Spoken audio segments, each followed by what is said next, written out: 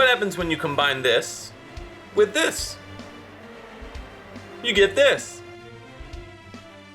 Yes, fans have once again taken it into their own hands to release something new and different and special for Castlevania. Yep, Castlevania 2 Simon's Quest has finally received the Chronicles treatment, which is basically a revisit or a reimagining of the original game. Now, the original Castlevania Chronicles, in terms of namesake, which is also carried on to like Dracula X Chronicles, these Chronicles games that Konami have released are basically just remakes. They also did the Rebirth series for Castlevania The Adventure Rebirth, which was a remake of the original Castlevania The Adventure on Game Boy. But Castlevania 2 Simon's Quest is kind of in desperate need of a reimagining or a remake, and a fan by the name of War Machine, or that's his developer name, I believe it's BMC War Machine 111 if I recall. I'll put the name down here and the link will be down below. They are a developer, a fan developer who have created a new reimagining of Simon's Quest.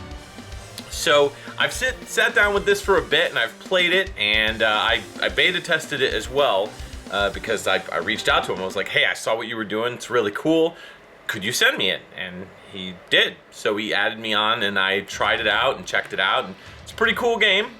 It's not perfect, and it definitely is a fan game, but it's got some really cool stuff that I wanted to showcase and kind of highlight. First off, in the game, there's a redone cutscene in the beginning where you get a behind the camera look at Simon as he's walking away from the camera. Almost like a cool guys don't walk away from explosions sort of thing, or walk away from explosions thing that you've seen in movies and whatnot. And it's got the text crawl that basically goes over the fact that Simon defeated Dracula and now 7 years later he's cursed, and this brought on the whole part of Simon's Quest. But where the game differentiates is interesting, mostly because of the music. And the gameplay in and of itself is pretty tight, and it's pretty fun to play. There's things that make it stand out, that make it very apparent that it's a fan game. Some of the textures that are used, some of the text and everything.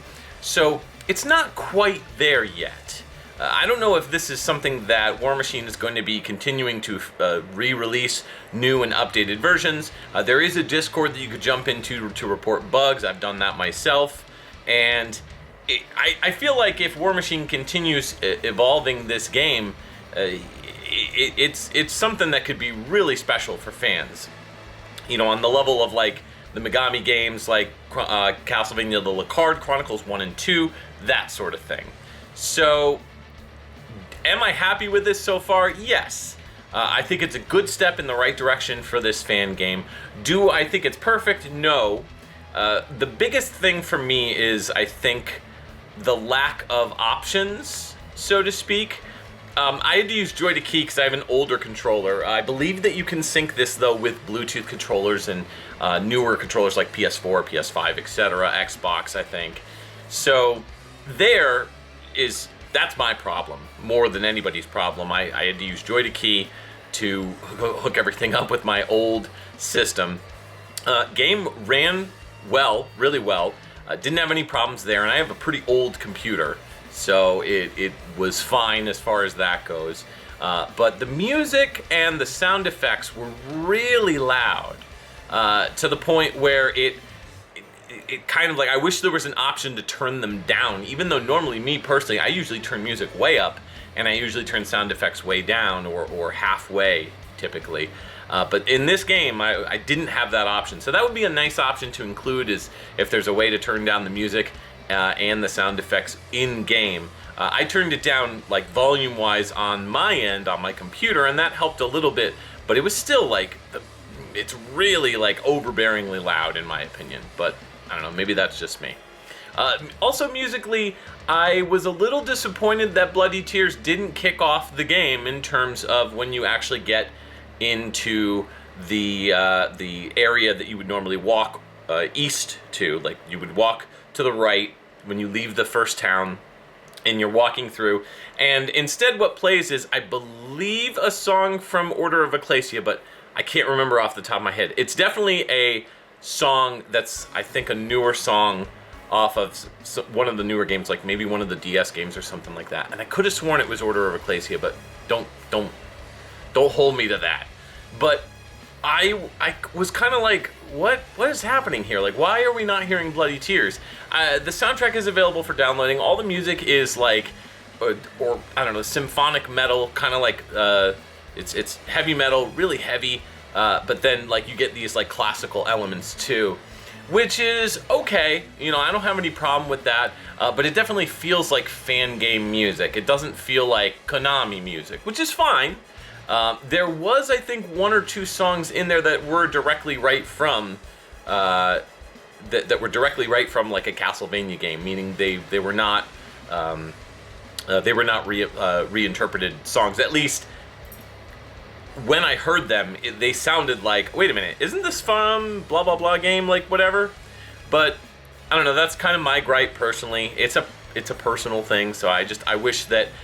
For the music, like the music that I did hear, like when you go into the mansion, you hear Dwelling of Doom. It sounds great. When you're in the town, that sounds cool too. I do kind of wish that there was a little bit more variety in terms of the music. Like, I don't feel like the town theme needs to be like a metal song. It's cool that it is, but I feel like that would be more an idea to maybe do like a classical rendition of the song, or like a more light-hearted version. And then when you get into the forest, that's when the metal kicks in, with a metal version of Bloody Tears or something like that. So that was my biggest thing. Visually speaking, though, the game is really nice and very pretty, especially when you go into the woods.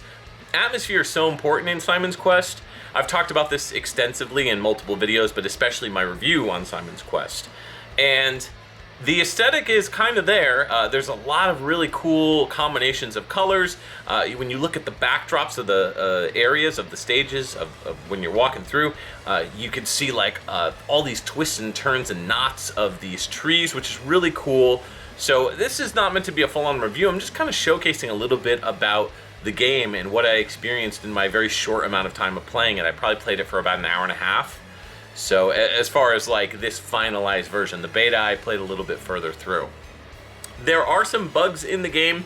I found a part where there were like three skeletons that were just kind of hovering. Also, I couldn't open the treasure chest even though I'm supposed to press up. Supposedly, I tried pressing up and I couldn't open it. So, like I said, I think that there's still a little bit of testing that needs to go through with this, but I wanted to showcase this because I think that people really need to see this and give it some attention. So, what are some of the things that is different about this game? There's a currency system. Instead of using hearts for currency, you use actual money that you would collect. And the hearts are used for the sub-weapons. Mansions, in each mansion it's different, and it's not like where, you know, the mansions kind of all look the same as far as like the background, aside from the tiles. The tiles were slightly different, so there's a little bit of a difference in terms of the visual styles.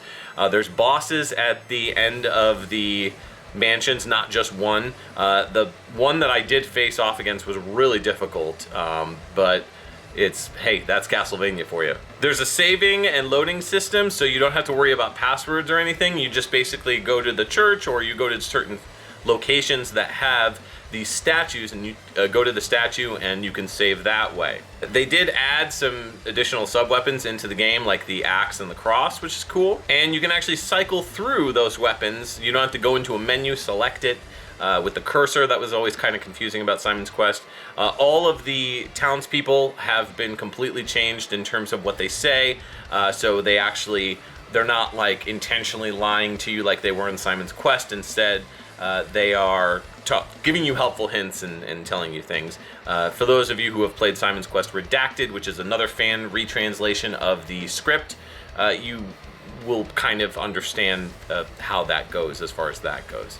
There's also a world map, which is kind of neat. So there's a lot of really intricate, different features in this version that make it a remake or a fan remake, a reskin, if you will. Castlevania Chronicles was a reskin of the Castlevania game that came out for the Sharp X68000 called Akamajo Dracula X68000. So they completely redid the sprite designs on Simon with the newer Ayami Kojima style. I don't know, I'm not personally a fan of that redesign. I like the original better, but I don't know, that's just me. One other cool thing is you could slide in this game. So if you press the down to forward, you could slide, which is cool, and it's definitely helpful. So in order to get the remains from the mansions, you have to defeat the bosses, which is cool. So it's different, it's unique, and it's pretty fun. I think you should check it out if you're a big fan of Simon's Quest and you want to try something a little different. So I figured I'd showcase this game and see what you guys think. Have you played the Castlevania Chronicles 2 Simon's Quest game? What do you think of it? Is it all that you expected a remake of Simon's Quest to be? Let me know down below in the comments. Do you want to hear about more fan games in the Castlevania universe? Let me know down below. And until then, I'll see you next time.